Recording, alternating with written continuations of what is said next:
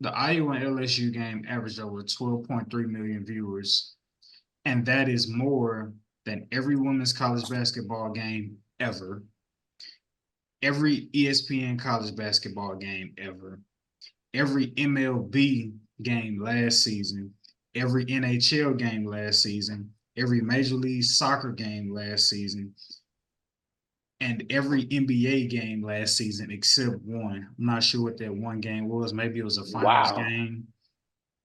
And those 12.3 million viewers from the Iowa LSU game was more than every college football regular season game last season except one, which is maybe a championship game, either the national championship or like the Rose Bowl or one of those major bowl games to go to the championship.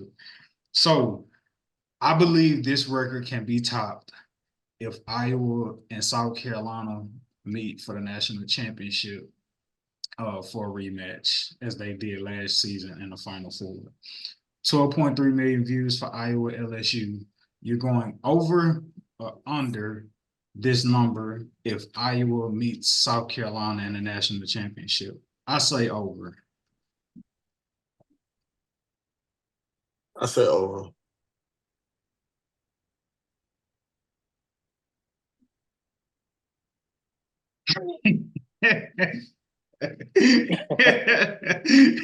If you know, you know. I'll tell you what. I'm actually gonna say under, bro. This guy. That's all we love. No, and it's only because that was for glitz and glamour and for social media. This one is for actual people that actually like college basketball for girls. Like that's the viewership that's going to be there. It's not people that watch that other game don't even know nothing about I disagree. College girls basketball. I disagree. I think it's just lovers of basketball, period. But which will reflect in the numbers because only reason I say that is because I see people saying like, "Man, I've yet to watch a WNBA game, but I watched because Angel Reese went up against Caitlin Clark." And then last year, I've seen, people say the exact same thing and even allude to it even this year. So I feel like if you have the names and the talent is there, especially like on a generational level, which it has been these last couple years, with Paige, Buckers, Caitlin Clark, Juju Watkins, Angel Reese, the list goes on. So I just think people are more locked in and tuned into it. And then you got NIL. People are getting, the main players are getting marketed correctly, even almost to I don't think they overly putting them in your face, but I definitely think NIL is doing what I think it's supposed to do. I think it's marketing, brand image, and likeness of some of your star players in the sport, and then and capitalizing off of that with viewership, and then how social media been so advanced. You got all these narratives and storylines. People just bound to tune in because American people, we just love drama in general. So whether it's in basketball, whether it's in politics, whether it's whatever the case may be. But there's no built-up drama coming into it. That's what I'm saying. Like South Carolina is South Carolina, but not everybody knows who South Carolina is, bro. Like, what you mean by that? Because I disagree when you say everybody don't know who South Carolina is. When it comes to college basketball, women's college basketball, people know the players more than the teams. That's fair. And that's what I mean. Like, the players are slightly more popular than that actual whole. Like, I know who South Carolina is. I respect them. They've been good for like a nice second, maybe 20 plus years, maybe 15, somewhere in that general area. I understand. But I'm looking at it like I'll fight you on that. I think people know South, like you said. I think you made my own point. I think people know South Carolina just from being a longevity powerhouse, and then you got Dawn Staley as a kind of a celebrity-esque head coach. Would you agree to that? True, very true. But at the same time, though, like, come on, dog. Like, I think what you're saying. I think razzle dazzle. What I think you saying, Darnell, and just tell me if I'm wrong. What I interpret what you're saying is about the viewership and why you're going under on the viewership for Iowa versus South Carolina is because you say, if I say, give me a player off Iowa without thinking, you're going to say Caitlin. If I say, give me a player off LSU without thinking, you're going to say Angel Reese. And the marketability of those two players and the attention that those two players by themselves can draw, you feel like is what contributes to that 12.3 viewership. And absolutely. Whereas if I say, give me a player, not Don Staley, give me a player off South Carolina, the casual basketball fan may scratch their head a bit and be like, oh, well, Aaliyah Boston, no, she's in the WNBA now. Like, give me somebody else. So I understand why you say that. I understand why you say that.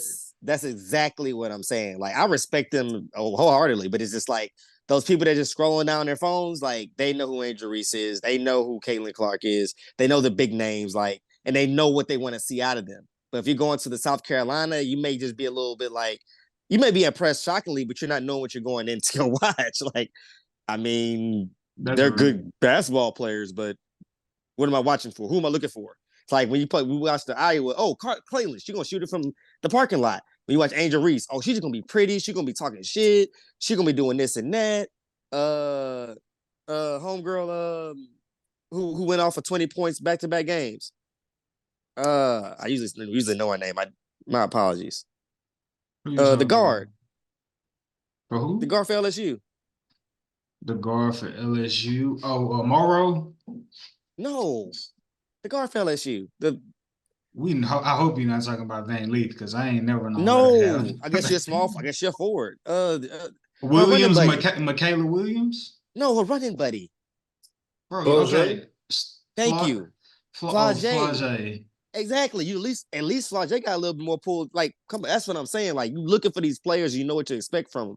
Flage got some handles. She got some defense. She can cut through the goal. Angel Reese, she can rebound. Get big body, all that kind of shit. You know what I'm saying? You know what to expect. But like, that's what I'm saying. Like, when it comes to South Carolina, it's like it's like watching the Spurs. There's no personalities on the team. It's just more so a team-oriented brand style. And that's what's going to curve it just under. It's going to be a great show to watch, but this is going to curve it under. I would disagree with that too, though. I would disagree with that too.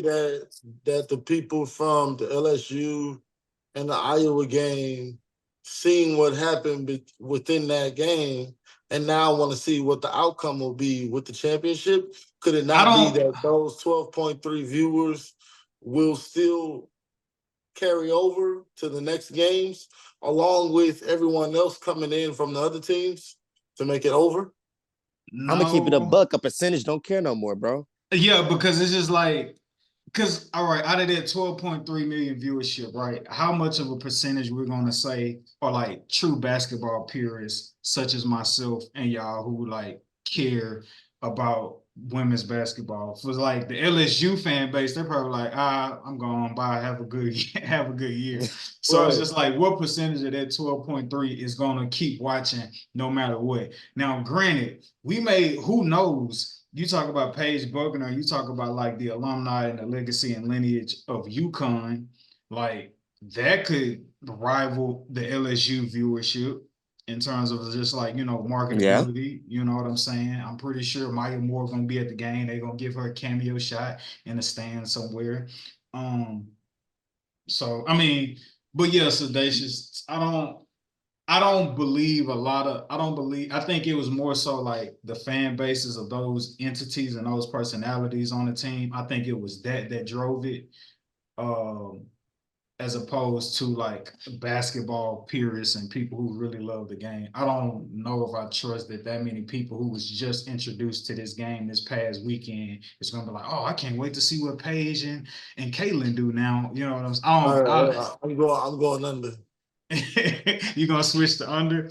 I'm gonna take the over solely just off the narrative of like that rematch, and also too South Carolina being undefeated, them being like a relatively like young team.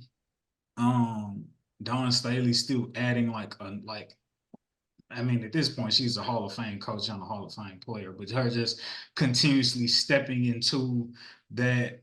I want to say Bill Belichick because we know it was mostly Tom Brady, but her stepping into Greg Popovich round, a just Nick Saban around, Phil Jackson. Jackson type around. Yeah, you know what I'm saying. So I think that narrative of what South Carolina is pushing towards, I think, is enough to drive that viewership up in combination with Caitlin Clark being Caitlin Clark. I think everybody wants to see Iowa versus South Carolina. Um, I think I told this to somebody today. I was just like, South Carolina is still relatively young, so I hope they don't get upset by NC State. And UConn being depleted, only 8 players.